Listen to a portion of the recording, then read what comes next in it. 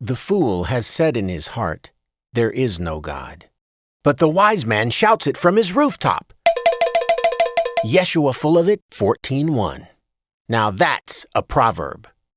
A short, catchy phrase that imparts wisdom or good advice, usually in the form of either a parallelism or contrasting depiction of the wise and the foolish, as in this case. The book of Proverbs is a collection of such sayings, historically attributed to King Solomon, who allegedly ruled the ancient Jews during the 10th century BCE.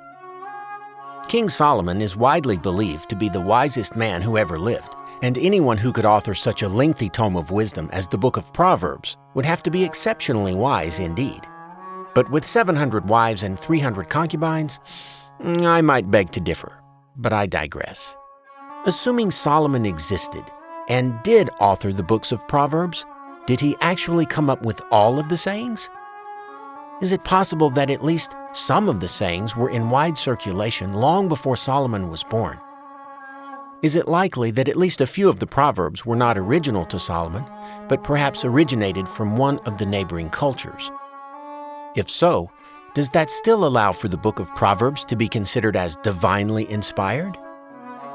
How would our view of the Bible change if many of the wise sayings of Solomon were not written by Solomon at all, not inspired by the God of the Jews, but merely lifted wholesale from a much earlier Egyptian text? Well, in the words of an ancient proverb, "Give thine ear and hear what I say. Open thy bag of popcorn and draw near to knowledge." On a dark and stormy night in the spring of 1888. Well, it might have been a dark and stormy night. At least in my version it is. But on that dark and stormy night, while on an archaeological expedition in Thebes, Egypt, Sir Ernest Alfred Thompson Wallace Budge purchased an old, dusty scroll from an antiques dealer. The Egyptologist brought the scroll back to the British Museum, where it would remain collecting another 35 years of dust before any translation of the scroll's contents would be published. The scroll, 12 feet long and 10 inches wide, contained, among other things, 30 chapters of instructions and wise sayings. This collection of wise sayings is known as the Instruction of Amenemope. It's also known as the Wisdom of Amenemope. Budge finally published a translation of the scroll in 1923. 3 years after publication, Budge's translation was deemed generally very correct by another British Egyptologist, Francis Llewellyn Griffith. Then, in 1924, just 1 year after Budge's translation was made public, a German Egyptologist named Adolf Ehrman, considered now as the Dean of Egyptologists, published a work entitled Eine ägyptische Quelle der Sprüche Salomos. Excuse my German. Or in English, an Egyptian source for the Proverbs of Solomon. Ehrman highlights many close parallels between the instruction of Amenemope and the book of Proverbs. Here are some of the parallels Ehrman presented. "Incline thine ear and hear the words of the wise, and apply thine heart to my doctrine, for it is pleasant if thou keep them in thy belly, that they may be established together upon thy lips. Give thine ear and hear what I say, and apply thine heart to apprehend. It is good for thee to place them in thine heart. Let them rest in the casket of thy belly, that they may act as a peg upon thy tongue. Rob not the poor, for he is poor, neither oppress the lowly in the gate. Beware of robbing the poor and oppressing the afflicted. Do not befriend the man of anger, nor go with a wrathful man, lest thou learn his ways and take a snare for thy soul. Associate not with a passionate man, nor approach him for conversation. Leap not to cleave to such an one, that terror carry thee not away. If you see a man quick in his work, before kings will he stand, before cravens he will not stand.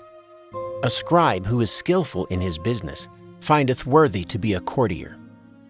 When thou sittest to eat with a ruler, consider diligently what is before thee, and put a knife to thy throat, if thou be a man given to appetite. Be not desirous of his dainties, for they are breads of falsehood. Eat not bread in the presence of a ruler, and lunge not forward with thy mouth before a governor. When thou art replenished with that to which thou hast no right, it is only a delight to thy spittle. Look upon the dish that is before thee, and let that alone supply thy need.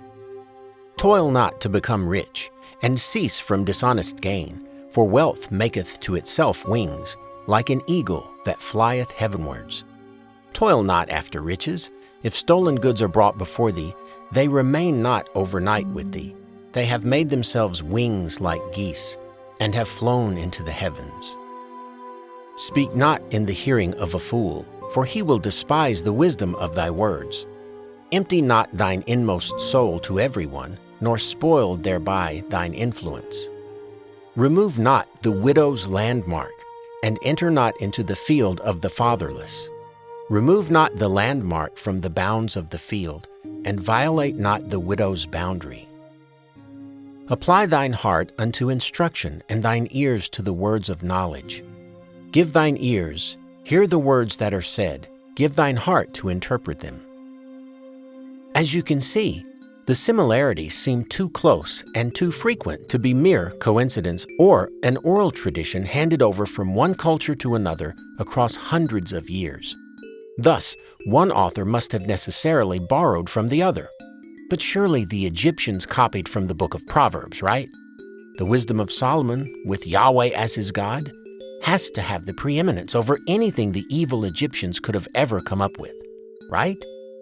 To determine which work was the source for the other, we must dig a bit deeper. Do we have any evidence that would ultimately convince one way or another? First of all, a general observation. The flow of copying almost always goes large to small.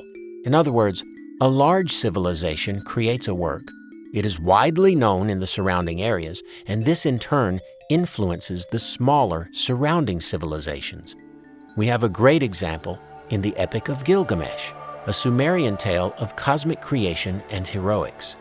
The flood account found in the book of Genesis was copied in part from the Epic of Gilgamesh, which predates the Genesis account by more than 1,000 years.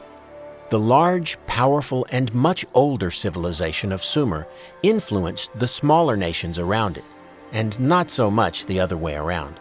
And in the case of the book of Proverbs, we have Egypt, a huge and ancient civilization by comparison, just a few days' camel ride away from the land of the ancient Jews. It is highly unlikely that a writing by a small and relatively isolated group of people who had only become a unique tribe at the very earliest around 1500 BCE would make its way into the hands of a larger, older, and more advanced culture and end up influencing that culture.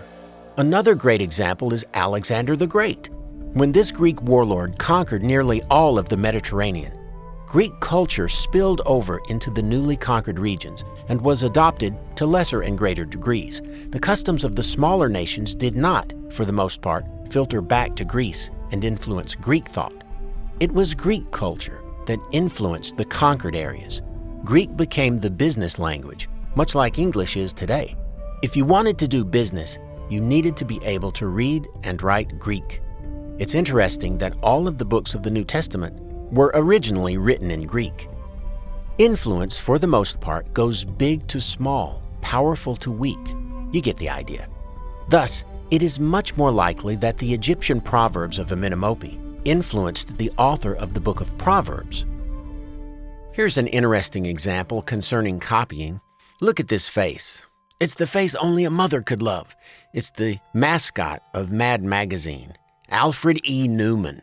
But did the people at Mad Magazine come up with that face, or did they copy a previous face from 10 years earlier?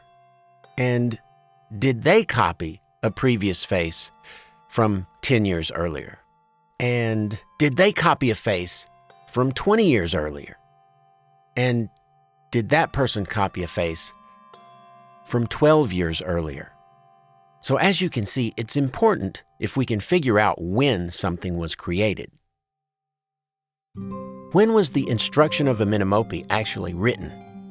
The actual scroll that Professor Budge acquired in Thebes on that dark and stormy night is dated to around 600 to 500 BCE.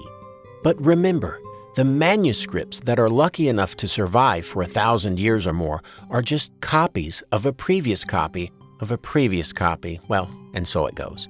But the content of the manuscript, that is, the original work, is dated to the Ramesside period, which spanned the 19th and 20th dynasties, roughly from 1300 to 1075 BCE. Dating the book of Proverbs is simple. If we assume that they were written by a king named Solomon, we merely need to know when Solomon lived. The consensus of most biblical scholars, and again this consensus is derived exclusively from the biblical chronologies found in Kings and Chronicles, is that he reigned from 976 to 931 BCE. This puts his life squarely in the 10th century BCE, and thus the book of Proverbs could not exist any earlier than the 10th century BCE, at least a full 100 years after the writing of Amenemope's 30 chapters of instruction. But dating the book is not so simple if we doubt that one man wrote the full 31 chapters. Having King Solomon author the entire work is overly simple and optimistic, but it is the best-case scenario for those who want to deny the preeminence of Amenemope over Proverbs, but the theory does not fit the evidence. The truth is more complicated and muddy. The book of Proverbs was not written by any one person, much less a Jewish king named Solomon, but was written by many men and added to over time. It contains 6 identifiable sections, and the work is actually a collection of wisdom sayings and almost certainly spans hundreds of years. The first 9 chapters are actually the last to be written, possibly in the Persian period or even as late as the Hellenistic period, just before the Septuagint translation was created. Even the beginning of chapter 25 indicates that at least some of the book was collected or discovered in the reign of Hezekiah, which would be the late 8th century BCE, a good 200 years after King Solomon lived.